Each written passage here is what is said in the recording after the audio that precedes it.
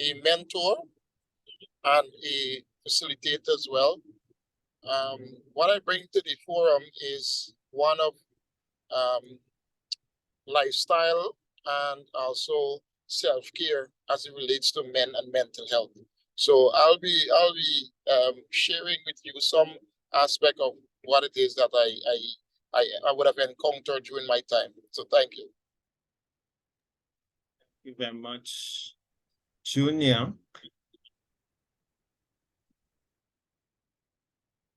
Antoine, I am not sure if you are able right now. Hey, this is Antoine Craigwell. Thank you very much, Mr. Moderator. How are you guys doing? So my name is Antoine Craigwell. I'm president and CEO of an organization that is focused on mental health, particularly for Black gay men. But my work has been predominantly, and this particular forum this evening is important because it addresses mental health for Black males or for men who have significant issues addressing that in a social context. My background is more that I've spent a lot of time as a journalist in training, but more importantly, I've written and I've published on mental health. So, and I have an organization that is focused on mental health. I'm actually traveling, so I just arrived at my location in the hotel for a conference tomorrow because I'm co-chair of a mental health council with the Office of Mental Health here in New York State. And so just as I get myself situated, I shall join you guys online because I'm talking to you from my cell phone. If I can find light switches and all of that kind of stuff. Right, here we are. So there's a lot that I've got going on and I'm involved in. I actually produced a documentary called You're Not Alone, in which Black gay men break the silence about speaking about their mental health. Because they're dealing with both the issue of their mental health as well as the shame and stigma surrounding mental health, but also their sexual orientation and gender identity. And considering that a majority of us in the Caribbean are still struggling or cannot come to terms with our sexuality, that becomes a significant issue for us to deal with, which may or may not impact our mental health. So that's another aspect of a conversation that we can have while we have this conversation this evening. All right, thanks. I'm looking forward to talking with you guys. Thank you very much, Antoine. So, audience, I am sure that you can see from the introductions, and if you can't see as yet, I am sure you will see very soon the knowledge of those that we have among us that will be sharing with us this evening. In addition to our panel, I know and I see persons in the room who has a wealth of information. So I look forward to your contributions and questions. For those of you who just joined, I just would like to remind you of the house rules, basically, that you remain muted unless you are directed otherwise to do so.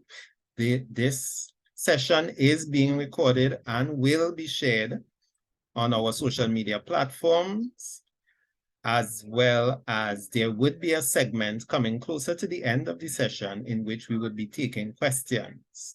However, before that segment reaches, you can feel free to place your questions in the chat. We will be monitoring the chat throughout the session to ensure that we address all of the questions that are asked.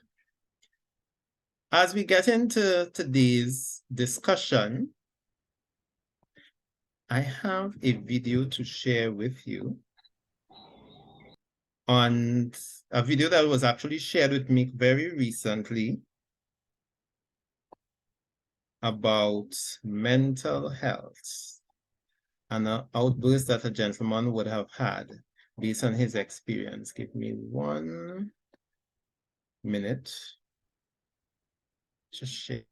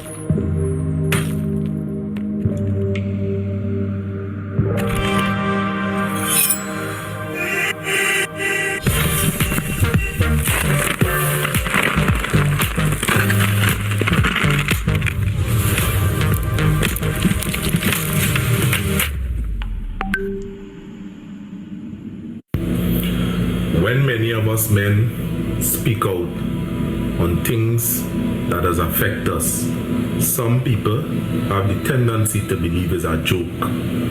Now, at the end of the day, women have a choice, men don't. If a man get up in the morning and choose to not to go to work, he will suffer. The choice that these women have is I could go to work or I could lie down for a man. We don't have that choice.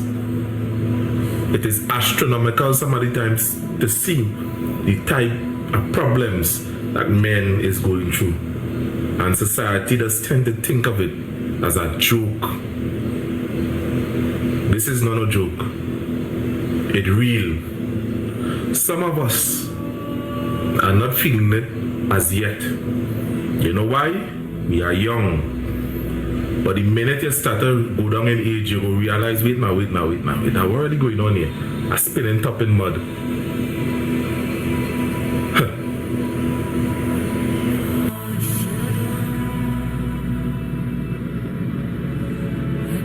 Not a care.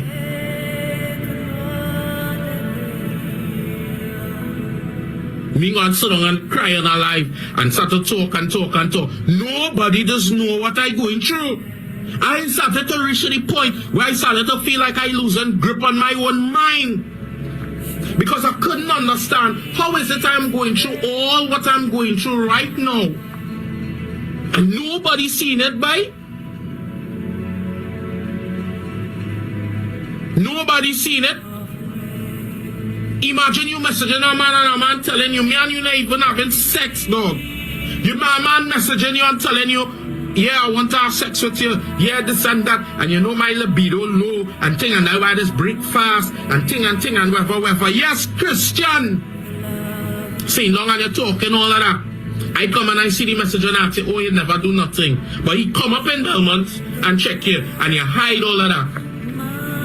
When I call him, well, you ask you what's going on. And I going through all of that and I'm stressing out myself, trying to build a family, trying to do what's right. And I had to be faced with that. And I hate when people come now and paint a whole entire picture that is untrue. That is untrue. Why are you trying to do me that?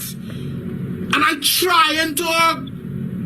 And you know what's been the hard thing? People just only see me when I explode. Nobody just see me in the interim of what's going on. Nobody just see why I had a face. Imagine my grandmother dead, dog. And I get fight for the same house that I living in.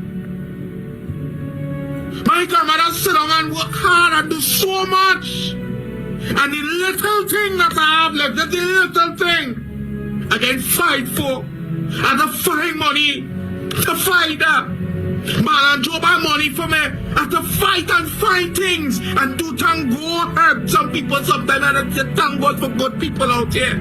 But I have to fight now in court to get money when I go and get her. $75,000, $95,000 I out. And then I'm fighting for a roof over my head. I can't even sleep on a bed, dog. And all I try to do is do the right thing all the time, man.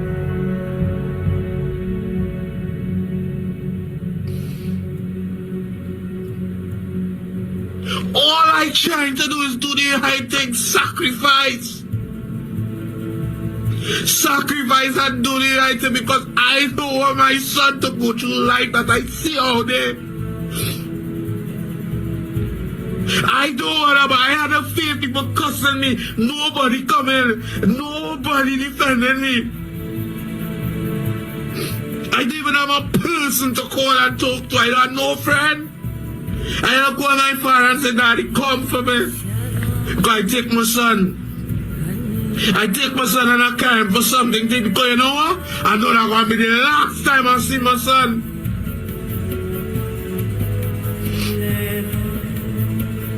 And all I just do is just try it. But how much I go take, boy? I'm trying. Everybody want to hold me, but I can't even pay my bills properly, you know. But I'm trying. And nobody knows. Because I don't complain. Man. But every day I have to go through this. Every day I take the right to go get better. You know how hard it is to even make a little 3,000? You know how hard it is to make a little 3,000 a little thing? But I go and thief and rob and do all kind of thing and just forget about my conscience.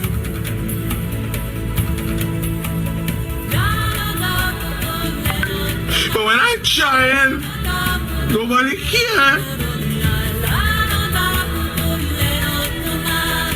Imagine I have fight for my own son.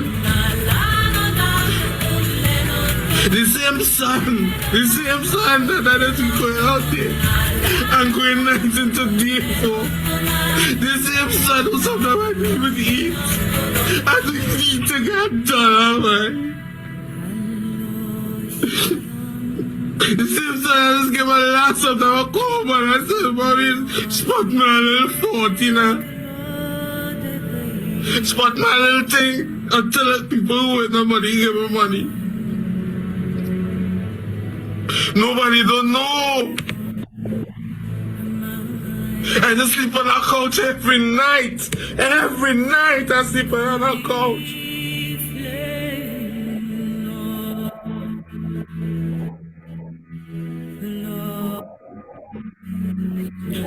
The fellow that was speaking here.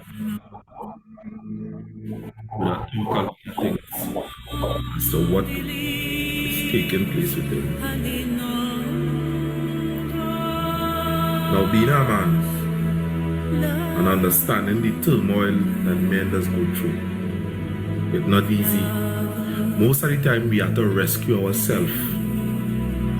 We have to, when we call out for help, no one is coming to save us. Now, the court system have us beaten as men. We don't have no defense. No matter what we say, we don't have no defense. Now, it is important, men, that you find someone that is compatible with you. Because you see stories like that, you won't have to go through that again. You won't have to hear these kind of nonsense, and you must be careful of the woman that you're dealing with. You know what it is now? Many of us go watch it as a joke, be laughing, yeah, ka. But you know what that man going through? The type of headache, the heavy type of headache. It's not easy to deal with. At all. These things and them, I mean, come on. It ain't easy. Now,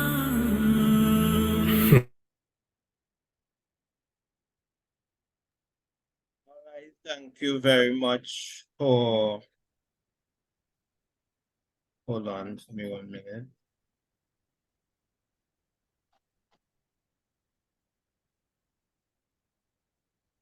So the video was a bit long, but I hope you would have grasped a view, and that is one point of view from two gentlemen, and it can set the tone for what some of the things we hope to discuss this evening. By show of hands, when is the last time persons in this room would have checked in with the men folk in their lives to find out how they're doing mentally? Let me see by a show of hands. Who did that for the week? Today is Tuesday. The week started, we're dealing with Sunday as the beginning of the week. Has anybody checked in with the male folk in their life, whether it's your father, your uncle, your brother? Okay, I see 2. There's 3. Good. Excellent. Nice. So we have some people who would have checked in. So let us make it a habit of checking in. So let's hear from our panelists now. So based on the video that was just shown, Jeremy, can I have some feedback from you? Thank you, Mr. Moderator. And one of the thoughts that I had, given the place that I'm coming from, you know, with my journey with prostate cancer, when I mentioned in my introduction, you know, the fact that mental health, or the aspect of mental health, permeated every aspect of my decision process when I, you know, discovered I was diagnosed, discovered that I had a prostate cancer. The screening, the testing, dealing with the results, dealing with trying to find, you know, alternative methods of treatment, deciding where to go for treatment, dealing with the actual process of the surgery. Because in my case, my path, I had to have surgery, a radical prostatectomy, that's the removal of the prostate gland, and also radiation, another aspect of the process, and then recovery, and that is just mental health in the aspect of dealing with cancer. Now the clip showed up, you know, another area, another aspect, and one of the things I've learned, again from my journey, I have decided to focus more on mental fitness, and I'm certain maybe Antoine can, you know, speak a bit more about that. Yes, there's a difference, you know, mental health, mental fitness looks more at the skills, the tool sets that we have to try to maintain mental health. And in my journey, that's when I really discovered that not only as men, but in life as a whole, from school, we're not really equipped and prepared and trained to develop the skills to maintain our mental health, you know, and the fact that mental fitness is a skill. I want you to talk about a skill. There's only one way you're going to maintain a skill. You have to practice, you know. So, for example, what are these things? You gotta practice to maintain this skill set. so that when we are in a situation, traumatic situation, we are mentally strong, we can apply these skills and be able to adapt and cope. All right, so I'm going to pause there for now, the moderator. Thank you very much, Jeremy. Blair, based on the video, are you right, able? Yes. All Go right, ahead. thank you. Well said, Jeremy, and I do share the same sentiment as well. And clearly, the video. One thing that struck me is where the guy stated that the court system as well kind of caused some sort of blockage, right? And it's about time we as men start to understand how the system work, and these other systems around it too as well. The court, the police, and all these places that are there to render services, social services. So it's important that we as men understand how they work and put our pride aside and utilize those services, because those are the same services that our counterparts are using to get whatever justice they're having. And sometimes as men, we feel as though that it's not the right thing to take our partner to the police station or report to the police station based on what our partner would have done, right? And there is always the understanding that it is better to walk away from a toxic relationship than to be a perpetrator of a crime, you know. So there's a whole lot going on as it relates to how we men operate and how we can now revolutionize or utilize the system in a way whereby we pave the way forward for others to come. So that's my bit on it. If it is, I can stop there. Thanks a lot, Blair. Antoine, your take on the video. There are a number of things that came out from that video, especially the segment about the man complaining, who was so very upset, his losing his mother, not having money, sleeping on a couch. There were so many things that came out in that video that speak to a much deeper issue in our communities. It's not just about his mental health. It's about the culture that surrounds him. I listened also to Jeremy talk about his experience with prostate cancer as a Black man. That also has issues in terms of both cultural, in terms of foods that he eat and lifestyle, but also the culture of being a man. I hear Junior talking about men and their relationship or interaction with law enforcement and the criminal justice system.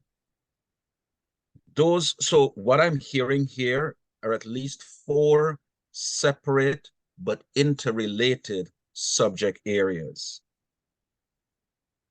Let's, for the moment, take the first one. Let's talk about culture and how culture impacts our mental health. Because we're living in an environment today that is Western European and American construct around understanding what mental health is. And I put it to you, Ato, that for as long as humans have walked the face of the earth, we've always struggled with mental illness. We've always had issues with because as long as we've been alive, we've always had issues with mental illness. But I think researchers are now beginning to come to understand that responding to a person's mental illness is not just what they present. So the young man in the video really upset about a sequence of things. And one of the things he's clearly said, he had no one to talk to because it's about pride. So our researchers today are coming to the point of realizing that when we talk about mental health is not just pathological, it's not just neurobiological, it's not just what's going on in the brain. That's what they used to think. And they tested treatments and all sorts of things on Black people because they said that Black people weren't human. They said that Black people did not feel pain. So they tested all things on Black people to diagnose and treat white people. But now they're coming to realize that when we talk about mental health is much more than that, what's going on in somebody's brain. That mental health is a combination of a whole lot of things. It is my relationship with you, Atto. It's my relationship with Jeremy. It's my relationship with Junior. It's my relationship with everybody around me. It's how I was brought up. It's what the environment I was brought up. It's my culture. It's what I was socialized in. All of that combined. So what is going on in my brain is just maybe 1/5 or less about what it is around my mental health. So when that young man talks about all the issues that he's dealing with, and Jeremy talks about his prostate cancer struggles, it's not just in his mind, it's a whole society around him. So when a man takes his life, when a man decompensates and takes his life, it is we, the community, really, who has failed him. Because we have been socialized, especially as Black people, not to think about mental illness, not to think about our mental health. Just like Jeremy can talk about his prostate cancer, we can talk very openly about, Atto, we can talk about your high blood pressure. Junior, we can talk about your stomach burning, your upset stomach. But we don't talk about mental health. Why? Because we have been conditioned over time to think of mental illness as evil, as demonic, as crazy. Because the Christian church taught us that anything that was not of Jesus, was not of the Christ, was evil, was demonic, it was possession. We always think about Joan of Arc, say Joan of Arc from the 13th century. Okay, she was a teenager who led armies to war. But here's the thing, we now know that Joan of Arc was experiencing schizophrenia, and her voices and the images she had of God were auditory hallucinations with auditory and visual hallucinations. So somebody with schizophrenia was leading armies to war. But she would not have been thought of as crazy back then. She would have been thought of as inspired by God. So the church conspired to teach us that anything with mental illness is wrong. But what we have also done, we have walked away from our ancestral healing rites and practices. Our ancestors refined methods for millennia before the white man came to Africa. From the East Coast, the Arabians into East Coast of Africa, or from the West Coast from Europe, our ancestors refined mental health. They knew what mental health was about. Thank you very much for sharing with us, Antoine, a wealth of information. So what I want to get from you all, one of the things we heard mentioned is in the video, the young man had a challenge with reaching out for help. And one of the things we are hearing from him is because how it looked, the perception of a male reaching out or asking for help. And I'm going to call on probably Jeremy, you spoke about your physical health issue. And we have some females in the room. For those of you who would have just joined, I would just like to remind you, we will be taking questions. We have a segment for questions, but just in case it's something burning and you do not want us to miss it, and you may forget it, kindly feel free to use the chat. We will be monitoring the chat. through your experiences as men, and I'm asking it to each of you on the panel, have you ever felt weak in terms of how you would be perceived by the opposite sex or people in general if you reached out for help, and more so mental health? Mental health help or assistance. Jeremy? Yeah, spot on with that. And for us males with our loads of testosterone and the need to maintain societal expectations, respond to societal pressure, and the fact that we are quite well seen as breadwinners and leaders and so on. That brings its own pressure to the situation. Now, let me use my situation. Now, removal of the prostate gland brings with it a major reorientation of one, male sexuality and bladder function control, you know. And to get to the point where you now have to make adjustments, you now have to lower expectations. You want to find out as you're going through the journey, what assistance can I really get to apply some coping skills to this new journey that I'm on. And it can be very intimidating and overwhelming. And in my case, after I had my surgery in September 2018, went through a few months for healing, and then I had to go back up to the States for radiation. Now, again, maybe personalities may play a role here. I decided, and so far I was really marching along this journey by myself, quite happy with all that I had achieved. And I got to a point where I didn't even realize that I was beginning to get depressed. When my radiation treatment started, that had its own range of side effects.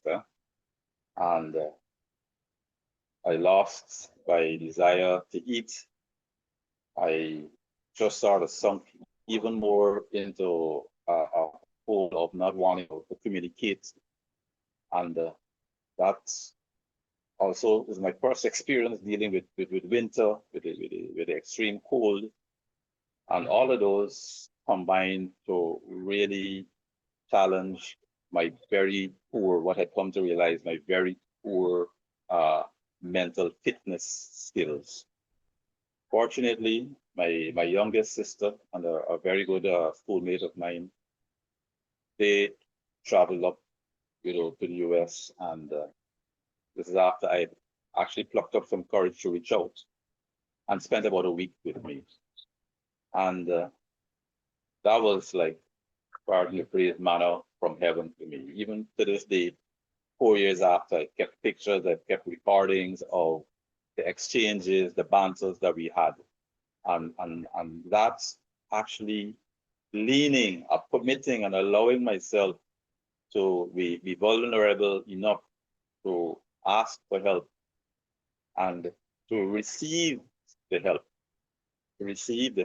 openly, I think that was a major turning point for me in being able to successfully receive the rest of my treatments. And it didn't end there. That was in early 2019. I, went for the radiation treatment. And after returning home in April and coming to grips that this is a completely different journey, I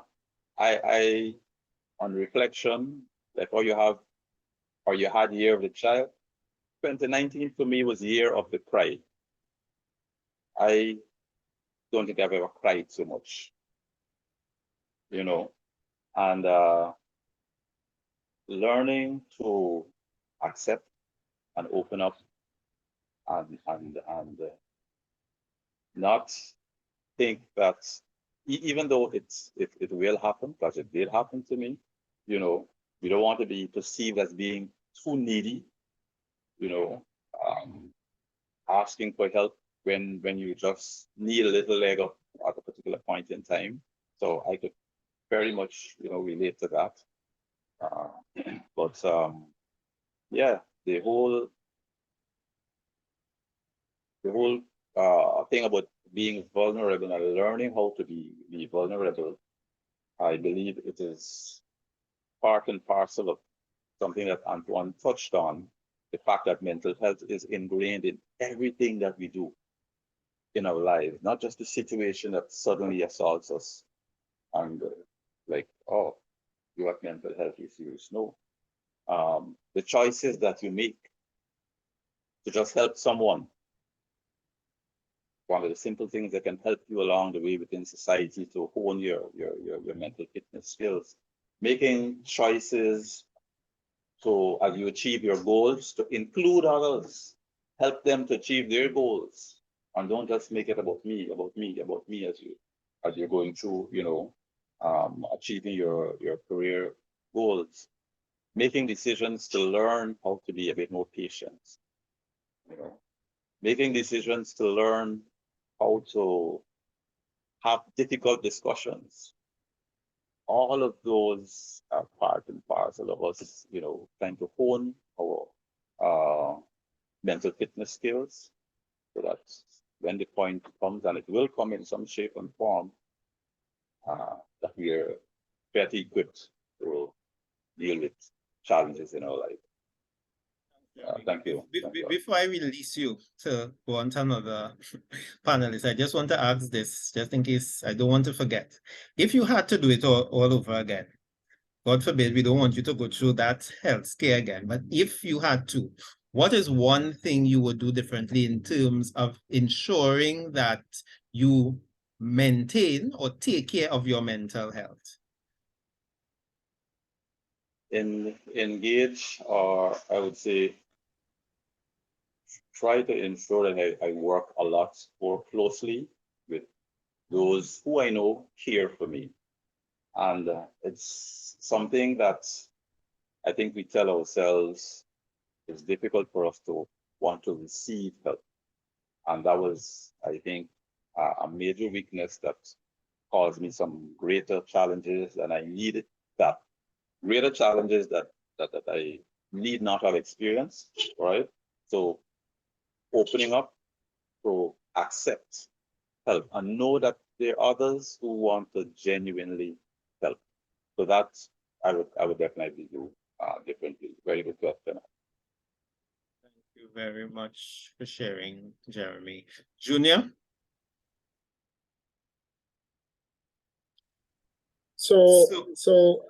With Jeremy mentioned something that resonated with me as a youngster.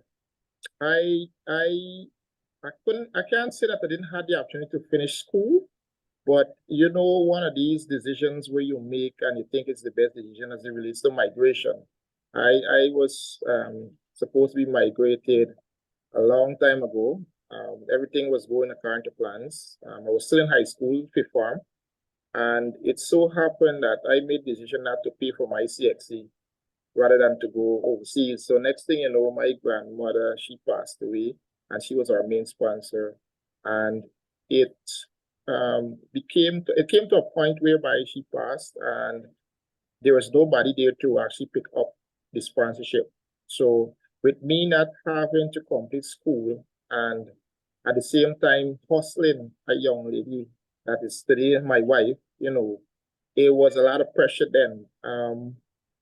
I remembered when I became so depressed that I wanted to commit suicide because she was a teacher at the time, and then about 6 months after that, she entered into the banking system. So it's more pressure as a young man. You haven't finished school.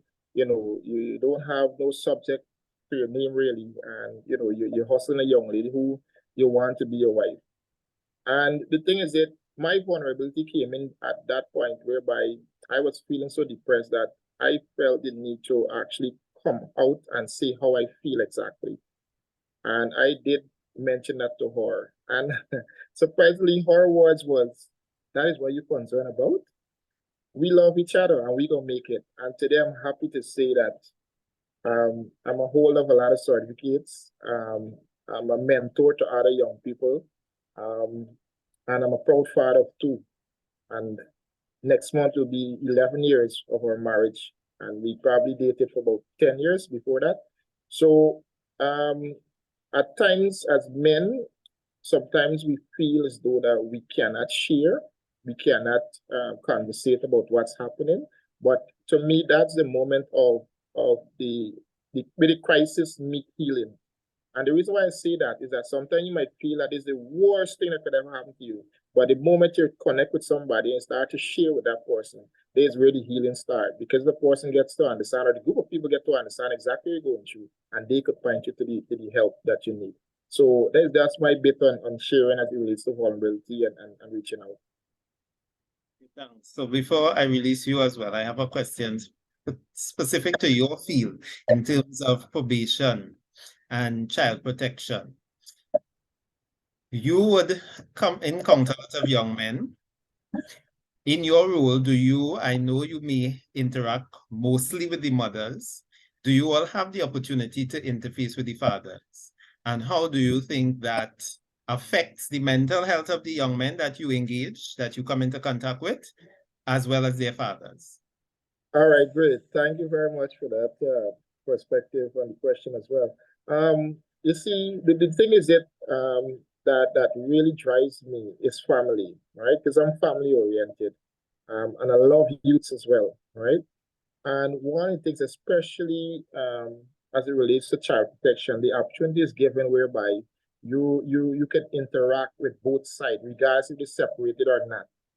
So for me, it's a prestigious position whereby you get to talk to the father, let him understand his role as it relates to the child. Let the mother understand her role as it relates to the child, even though they're separated. And at times you would feel so good because they now would understand that the emotions that they're having is towards each other, and that is destroying the child in the center. So a lot of times the energy should be directed in a more positive light towards the child, ensuring the child goes to school, ensuring that the child eats properly, ensuring the child is loved by both parents, right? Because a lot of times when couples break up, you'll find that the mother would say, "Oh, your father's a dog," or daddy can say your mother's a whatever. You find that the child is in the center saying, like, how does that concern me? I want the two y'all to be together. But we know in this life is not perfect. We know that there are ups and downs. And I always say it's better to walk away from a toxic relationship than to be a perpetrator of a crime. You know, so sometimes it's all about the co-parenting mechanism. And that's something that I use in my practice and to let them know that today, tomorrow, this child can become anything. And with that, you have to flower that plant. You have to water that plant. You have to mold that plant. You have to make sure the plant have enough sunlight. Know when to move the plant, as in when to instill certain discipline and values, you know, and work together to ensure that the child can become anything and anything, whatever it is that potentially the child can become. And you will see the magic and the wonders that happen when you see parents work together, even though they're separated. All right. Thanks for sharing. In terms of your role, before I release you this time, till next time, how many male probation officers are there? In terms of probation overall, I'm not sure how many, but I don't think it's more than 8 in the country. I don't think it's more than 8, but in terms of child protection, we only have about 4 or 5 in the country. Interesting. Thank you very much for sharing, Blair. All right. Antoine, well, you started to answer parts of this, but let me get your take on what was shared thus far. I think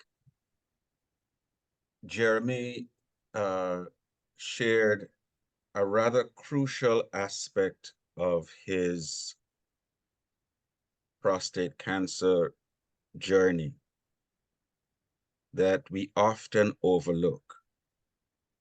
And I think he mentioned something there that I think is vital, that is rooted in our culture as men, but more importantly, as Guyanese or Caribbean men,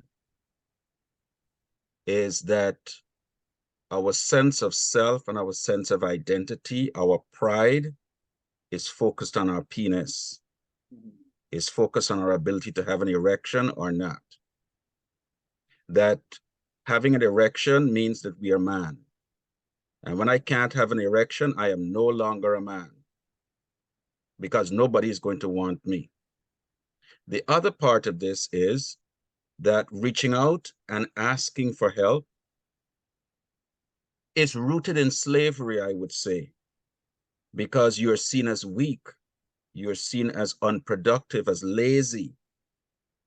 And even looking at what Julie was talking about in terms of his own journey, and to recognize that he was able to find the support within his family, even though he was disappointed.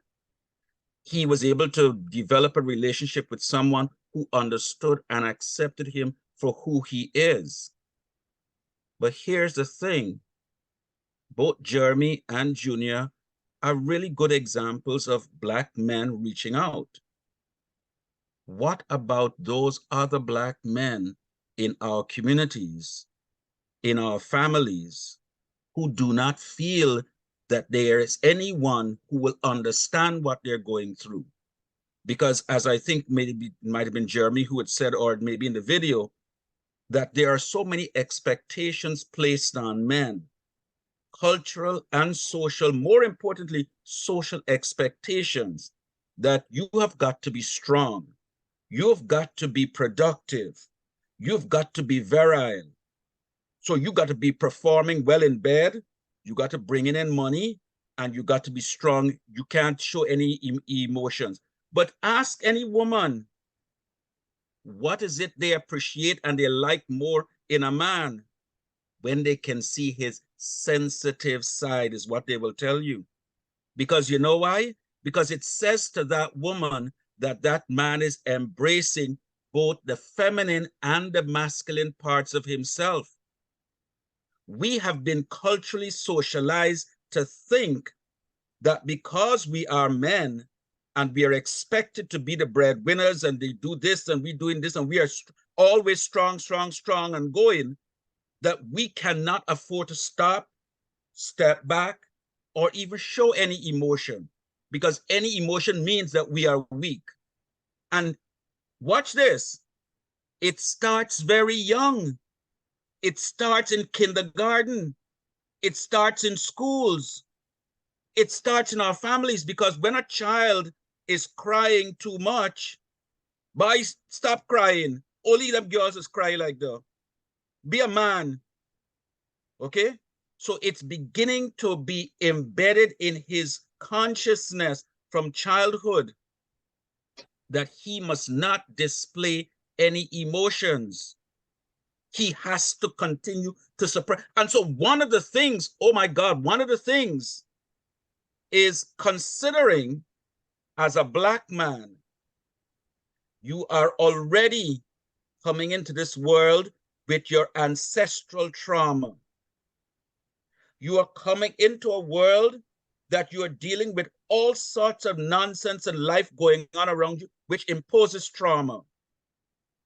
And on top of it, you are not allowed to show any emotion. You've got to keep it in. You've got to suppress it. It's yogurt. You finish in the kitchen? Fridge. I didn't put it yet. I don't want you some. I told you might need to mute everybody.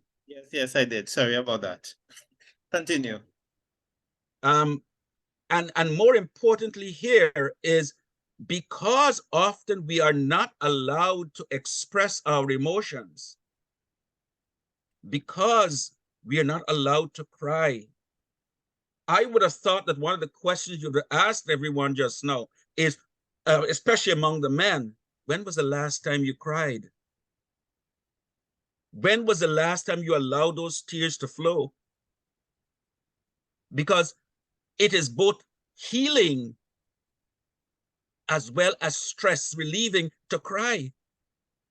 But as men, we are conditioned not to cry. Junior was talking just now about his grandmother's dying, just as she was supposed to be sponsoring for him to come to the States. And I can hear that his voice was beginning to break, as though the memory of the pain of his grandmother dying, he may have been close to her, very close to her. And the pain of losing her was a trigger for him. But here's the thing, in this environment, would he allow the tears to flow in that memory? Second, the other aspect of this is grieving and mourning in our communities. We are humans, we are emotional people, but culturally we have been socialized not to show our emotions, not to grieve. How many of us have lost people in our lives?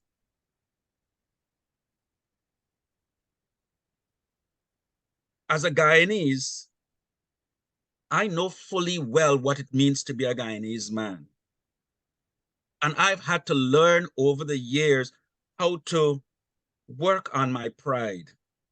Because a Guyanese man's pride is his pride and joy. He stands on that, and he will die on that, literally, for his pride. Because his pride leads him to stubbornness. His pride leads him to other types of behavior that could be destructive, including destroying relationships with others. But culturally, we have been socialized to that type of behavior. Are you with me, Atto? I want to throw out to you. So you mentioned earlier, and I will throw out your question. So I hope the audience is ready to respond. You mentioned that women would say, if we ask them, that they would appreciate the more sensitive side or seeing the more sensitive side of their male counterparts. Do you think that women are prepared for such? Because I would have heard a story recently, an encounter in which, from both sides, a male in terms of he would have opened up to his other half, and he did not feel that she received him well, or he didn't feel that she was prepared to deal with the onslaught of that invitation to be open in terms of his emotion. That's one part. The second part is, how would you convince that young man or motivate him? Because once bitten, twice shy. So having a conversation with him to say to him, listen to me, that person may not have been able to deal with you being sensitive or emotional or sharing whatever the experience might be. It doesn't mean that someone else isn't out there who is able or willing. Going on the fact that you would have highlighted a number of scenarios, the school system, the religious organization, all these entities that would have had a role in having us men in that place where we are in terms of our perception of seeking mental help, or even crying, being emotional, appearing weak, getting in touch with our feminine side. So let me just back up for a little bit here. Mm-hmm. And I am particularly concerned about language. Yes. When you use words like onslaught, that to me is violent. It's an attack. Right. In as much as you may use it in a non-attack fashion. Because it's about, and again, it's that socialization. The language that we use, the environments that we come from have been conditionally violent. Okay? So it gets in, it seeps into our language and our very being, and we think violently. I'm not saying that is you. I'm just saying language. Now, addressing the points that you raised, I suggest to you, Ato, that every man is a product of his mother. I don't mean that she gave birth to him, or just that she gave birth to him. What I mean is a man learns to be a man from his mother. She teaches him how to be a man. And she learns that from her experience of her father. Like I said earlier, that when we talk about culture, when we talk about socialization, when we talk about mental health, it's not just up in our brains. It's not just about fluctuating neurochemicals in our brain or short or long alleles in our brain. No, that is less than 1/5 of what surrounds our mental health. It's all that is around and surrounds us. Okay? And so, considering that we men have X and Y chromosomes in us, we have both male and female parts of us. We are intimately in touch with our female side as men. But because of society, we suppress that. And I suggest to you, Ato, that it is the act of consciously suppressing that side of us that causes us to feel so much pain, so much anger, so much hurt.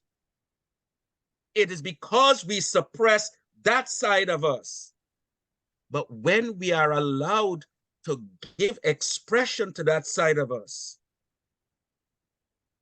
when we are allowed to let others see the tears fall, when we are able to say to someone, "Can you help me? I don't know what to do," then you are reaching out and connecting with your community. Then you're reaching out and connecting with your culture, because your culture already has the tools to help you. When was the last time any of the Guyanese men in here been to a kwekwe?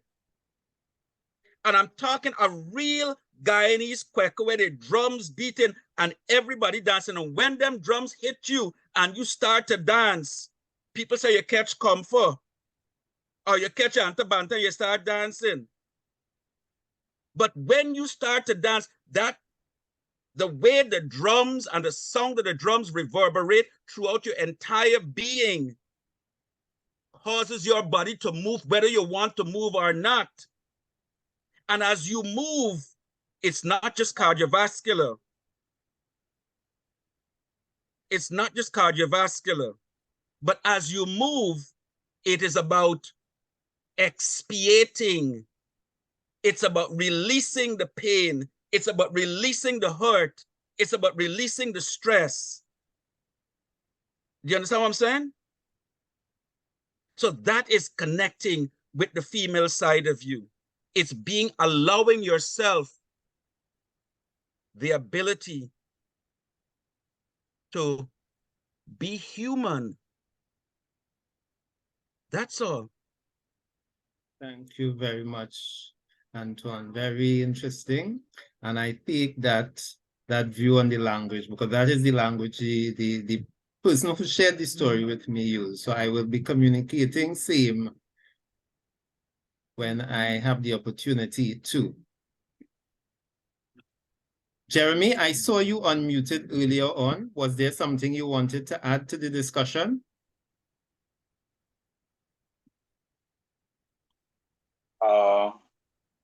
No, actually, it was just again endorsing Anton, who is, I guess his background is really, really on point with the ability or slash our inability to express.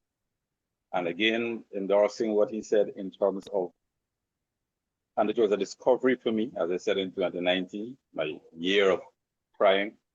You know, this releases a lot of tension and in terms of us as men feeling comfortable that we can express these, if you want to call it, softer skills, soft emotions with our partners. And again, I agree with Anton that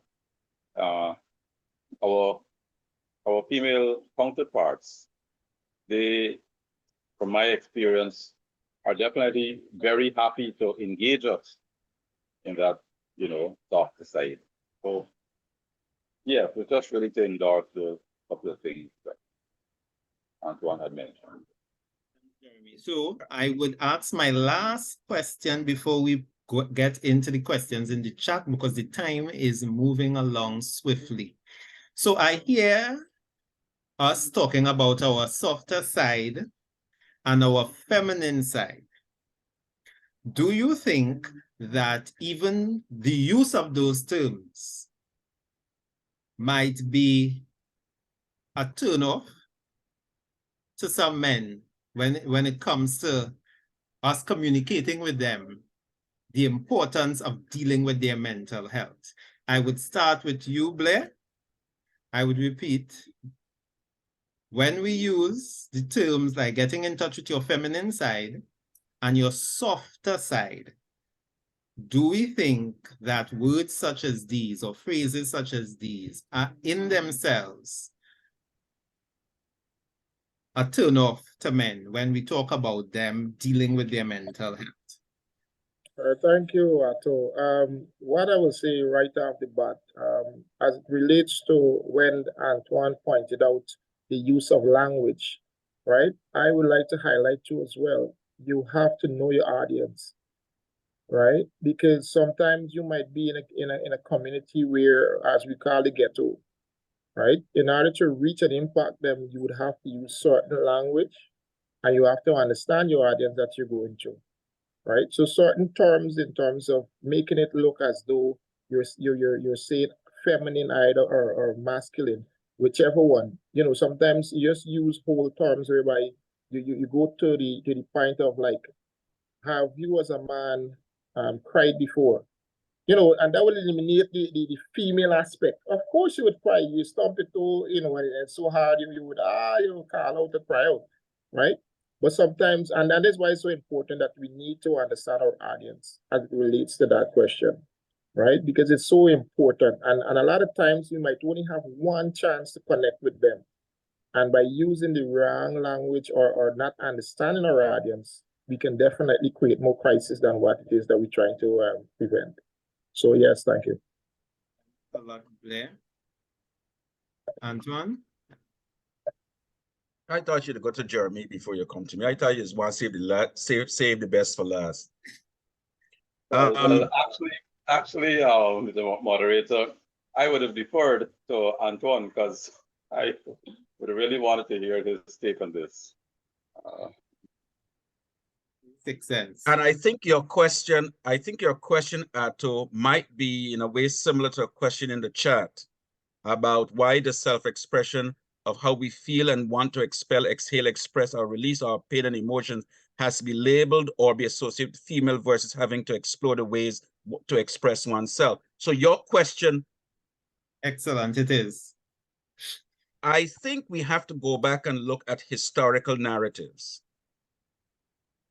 And the historical narrative is actually Western European in the construct of the female identity and the development of the male and masculine identity, where in fact, men were often seen as the strong one because we have been conditioned that we live in a patriarchal society, that only men rule, only men make decisions, only men are the strong ones, and women have to be subservient to men.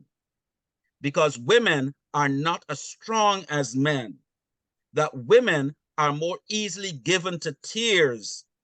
And so this is why we got the language of the fairer sex, the weaker sex, okay? That women are less than, because women at one point in history was not even seen as human. Women were only seen to be childbearers or to do the work in a patriarchal society, and that has come down to us. But if we should take a step even further back than Western Europe and look at ancient Egypt, look at ancient Mesopotamia, look at the ancient the Aztecs and the Mayans, or the Incas, or the indigenous Americans, or look at ancient Africa or ancient India, who were the ones who ruled? Who were the ones with strength? They were mostly all women. Consider that when we look back at some of our ancient beliefs, our ancestors pre-Western European arrival in the African continent, we see, and many of us may be aware of, initiation ceremonies, rites of initiation, where men were taken away by the older men of the village to a rite of initiation, so that they come back to the village as men, no longer as boys, hiding behind or with their mothers, but they come back to the village as men after a period of initiation or a rite of passage, okay? But yet, even after that rite of passage, Atto, what do they, and they are men, they still have their mothers. They still have their female siblings or their other extended female relatives. So if something happens, who do they go to? And very often in many of our ancestral villages, the shamans or the high priest or priestesses were often women. Sometimes they were intersexed women. So they were between male and female. Sometimes they were male. But these were the people that we went to for counseling, for guidance, to help us understand what was going on with us. And using various means that they learned and they gathered over centuries, over generations, they knew how to minister to us, to help us. But then the white man came into the African continent, removed us and brought us to the Caribbean and Guyana. And through enslavement, taught us, forced us to think that men are superior to women. What happens when a man gets a nail stick on the foot? He cry like he gone dead, right? But has a man ever considered the pain that a woman has to endure in childbirth? If he had to endure that pain, he would die. Okay? So I argue and I suggest to you that in fact, women are the stronger ones.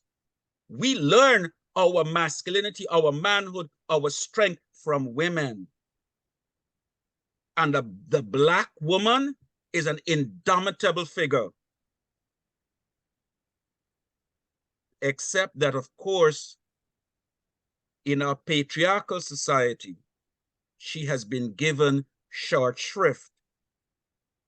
She has been undervalued because she is not also allowed to grieve and mourn. Look at the pain that a Black woman feels, not just a Black woman, but any mother feels when they lose a son. Whether the son is lost in a traffic accident, in some violent encounter, to suicide, okay? Look at the pain a mother feels when she loses her son, because that is one of the strongest bonds there is. And how many of us men here today would still like to run to our mothers when we are having a hard time and just say, Ma, this is what's going on. What do you think? Even though we're adults, because we know that is where our roots lie. And for men who are struggling with their sexuality or their sexual orientation, it is their mothers very often who already know from the day they were born, this little child is different. This little child is special. And when that young boy knows that my mother got my back, he can face the entire world. Are you with me? I'm with you. In the interest of time, I have one question. I'm sure you would have read it from Courtney Brown in the chat. I don't know if you want me to read it to you or you open to you read. want me to address the question? Yes, please. Is cost of treatment a barrier to health seeking by men, especially how it impacts the culturally defined roles of being provider and showing strength? Yes, cost is a significant barrier. Because in Guyana, and I know in Trinidad and throughout the Caribbean, there isn't sufficient health insurance to provide coverage for mental health care. And the mental health care that you would probably get is very limited or reduced from the state Ministry of Health. And any mental health professionals in your countries, in Guyana or throughout the Caribbean, will be charging you out of pocket. So you got to pay through your nose for a 50-minute session. Okay? Now, as men, we can do a little differently. And I think it might have been Junior or Jeremy who raised the prospect of how many of us can reach out to another man and says, hey, boss, I need to talk to you. I ain't doing too well. I need somebody to talk with. How many of us can reach out to another man? But then how many other men are there who are able to embrace and hear that question for what it really is, rather than interpret that question as a sexual advance? So if I say to you, Ato, can I talk with you about how I'm feeling and what's going on? I may just need somebody to talk to. That doesn't mean to say I'm coming on to you sexually. That doesn't mean to say I'm attracted to you. It just means that I need somebody to talk to.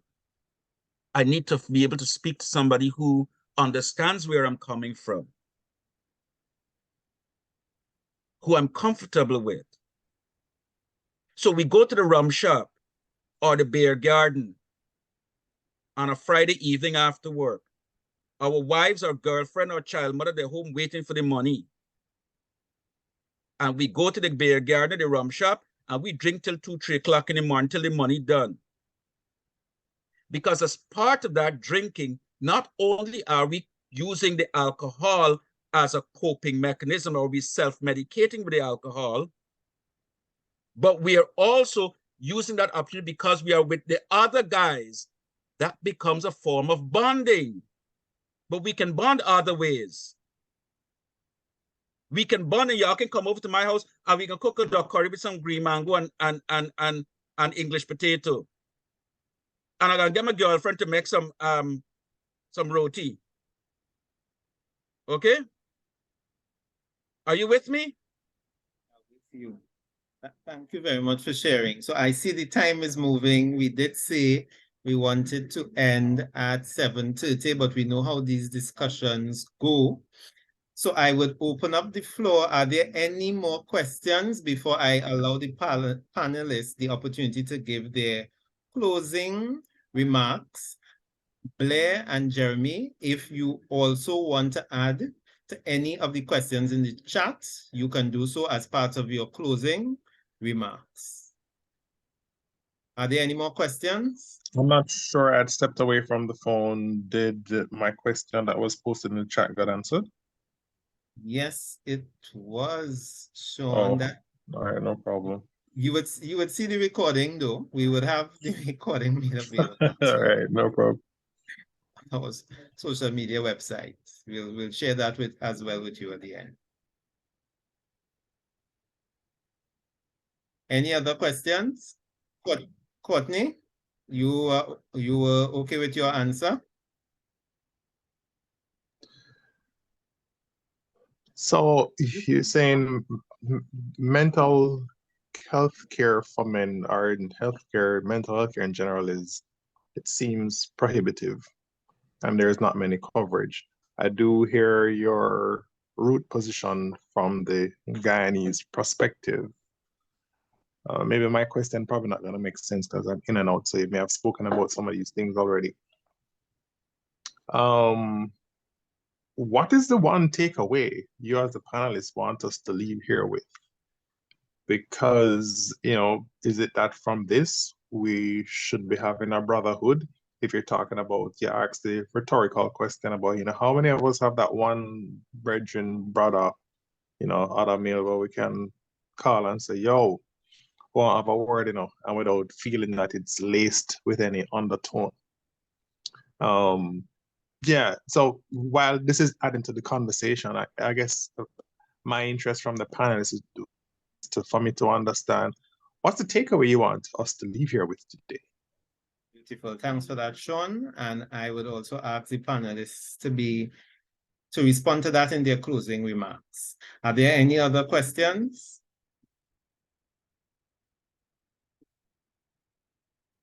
Any of the ladies in the room who are mothers of sons, who are wives, sisters of brothers, wives of husbands, neighbors of men? All right, I guess from the silence.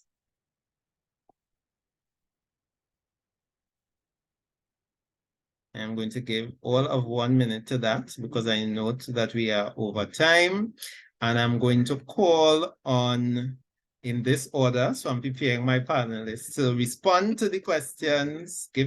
I heard somebody's mic. Was that somebody trying to say something? All right. So I'm going to call on the panelists in the order of Junior, Jeremy, and Antoine to give their closing remarks, of course, taking into consideration if they had to add to any of the responses to the questions in the chat, as well as the last question posed by Sean, in terms of what, in your view, is the one takeaway we would like persons here this evening to leave with. Thank you. The one takeaway that I would like to give is the fact that be an asset to the brotherhood.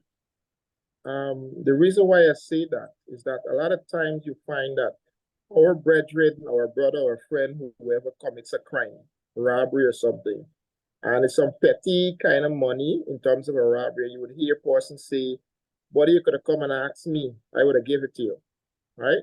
But the funny thing about that is that the person on the other side does not know or did not know that was an option, right? So it's important for us to be protectors rather than perpetrators. Protectors rather than perpetrators, meaning that our first priorities are to ourselves. It might sound selfish, but a lot of times this is where self-care comes in.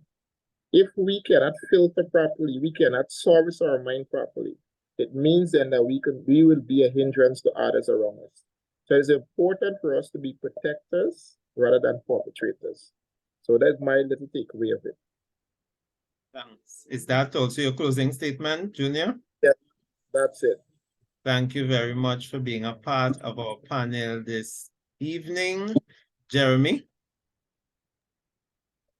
Yes, actually, thank you, Junior. That was, I think, quite potent, be an asset. And in that regard, and also linking to Sean's question, I have engaged on my own campaign to continue the conversation. Because to me, that would be my biggest takeaway so far, twinning with what Junior said, in terms of being an asset. Open the door to conversation. And I challenge myself to at least once a month, you know, go and speak, go and engage men's groups about my journey, you know, and I've been able to successfully achieve that for the first 3 months of this year. I have 2 engagements in the first half of this month. And fortunately and gratefully, I was able to be part of this panel. So we need to have the conversations going.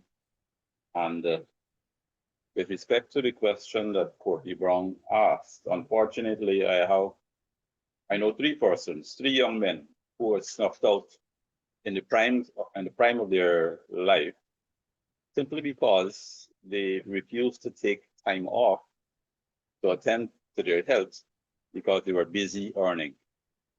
You know, one a very good friend of mine, a mechanic, and he had a lung issue, and he was just drinking cough syrups and so on with the hope of, you know, and say, yeah, you can balance out, things can balance out, you know, and unfortunately it balanced out in the hospital. He had a huge tumor on the lung, and by which time, you know, it's too weak for them to intervene. And the other 2 guys, you know, prostate cancer, which they, you know, took a little too long to have it, you know, addressed. So yes, let's have the conversations, you know, it doesn't have to be a huge group, and let's continue to be assets, to echo what Junior said. Thank you. Thank you very much for sharing with us, Jeremy, your story. And that, you know, last time we spoke about how men don't always like to take care of their health. So your message is very significant and important. I was just told by one of our Zoom moderators that someone was about to speak before I called on the panelists. Is there anyone who would like to share?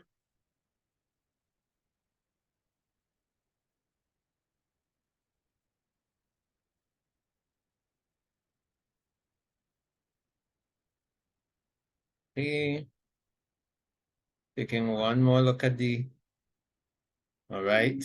I am hoping the person has not stepped away. Antoine, over to you. I think a couple of takeaways from tonight's discussion, one of which is very simply, as men,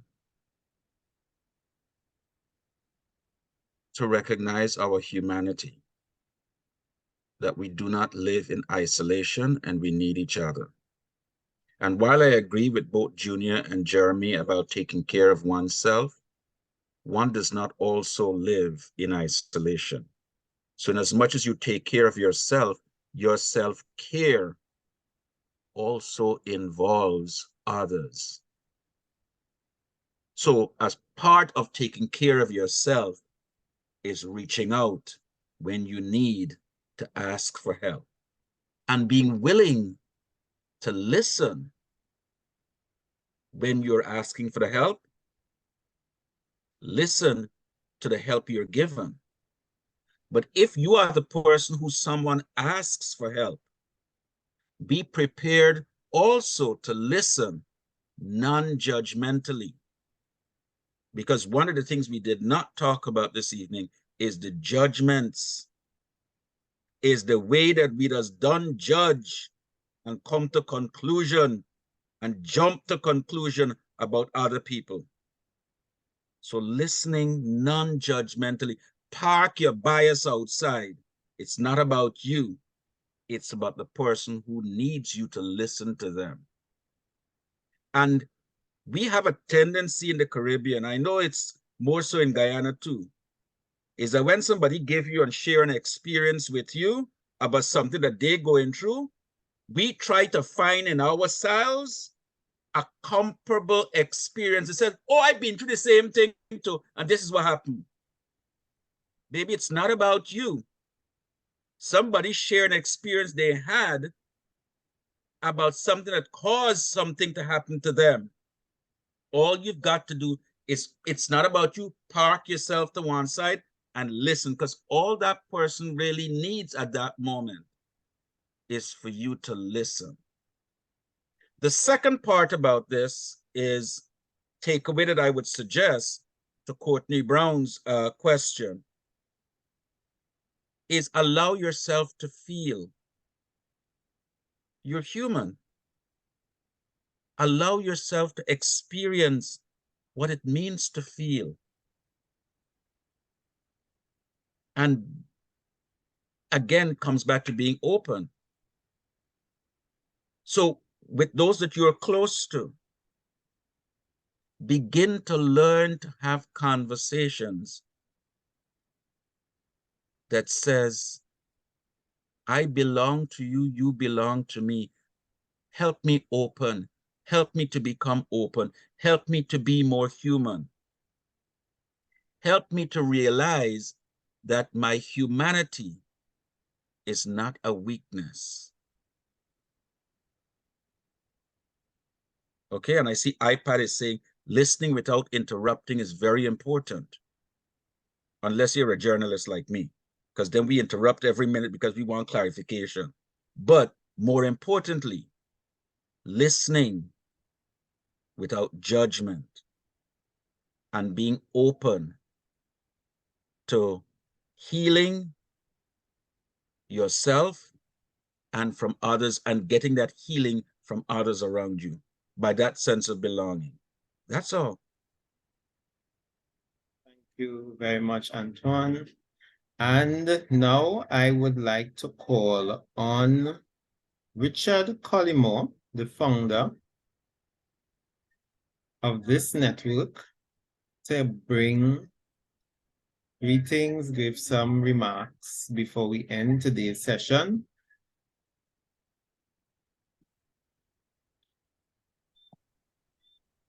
Thank you, Otto. Good evening, all. I would like to first start by thanking our panelists for sharing from their experiences and knowledge. I think you guys really brought home this evening what it really means for us to focus on our mental health. One of the things I often say to people, your mental health is as important as your physical health. So most persons is like, I gotta hit the gym, I'm getting fat. I have to do this. But the mental health always take a back burner. It's time we start to care for ourselves, be a bit more patient with ourselves, and take that moment to understand what you're going through, reach out if needs be. Let someone else be there to support you, whomever is that trusted person. And as we grow forward, we will be able to do better for ourselves. Like Otto said, self-care is the first step in ensuring that we have a positive mental health to support what we're doing. And if we can't take care of ourselves, then we won't be able to take care of those around us. So let's ensure that we remember to do that before the clock ticks out on us. Have a very productive remainder of the week. The session is being recorded. It will be shared on our social platforms. I will, in a moment, share the link for the Facebook group and our WhatsApp group, so you can feel free to join those to keep updated with activities and other sessions that will be coming shortly. Otto? Thanks much, Richard. Diane, I see your hands. Hi, good evening. Hi, good evening. I'm Richard's sister. I just want to say it is very informative. First time I ever joined the meeting. It is very informative. I'll be there again. Thanks a I do lot. enjoy it. It was very nice. Good to have you. Thank you. And Yeah. so this evening, on behalf of the Male Empowerment Network, we do encourage you, as Richard said, he would be sharing shortly the links in the chat for the WhatsApp group and the Facebook page. There are a lot of nuggets that were shared this evening. And from my perspective, I have the privilege of being both in Trinidad and Guyana at the same time. And that is a good possibility. I'm not omnipotent or omnipresent, but I am linked to organizations such as this network, Toastmasters International, etc. So what I am seeing happening that is productive and is positive is that there are a lot of male networks being formed. I see persons here from a parenting, specifically for fathers network, that I shared the flyer in. So I thank you for your attendance, and that's a group in Trinidad from a training that would have been done by one of our local NGOs, Families in Action. I see persons, of course, from Guyana, different business sectors, different NGOs, Toastmasters International, etc. And I want us to put into practice at least one of those nuggets that we would have that resonated with us, that would have been shared with us. Thank you very much for your time. And I am going to close now because I noted it is very close to 8 o'clock and most of you all are here, so that is good. And at this, hopefully this meant that you all would have benefited, and look forward to our next discussion. Thanks a lot for being a wonderful audience. Have a good evening.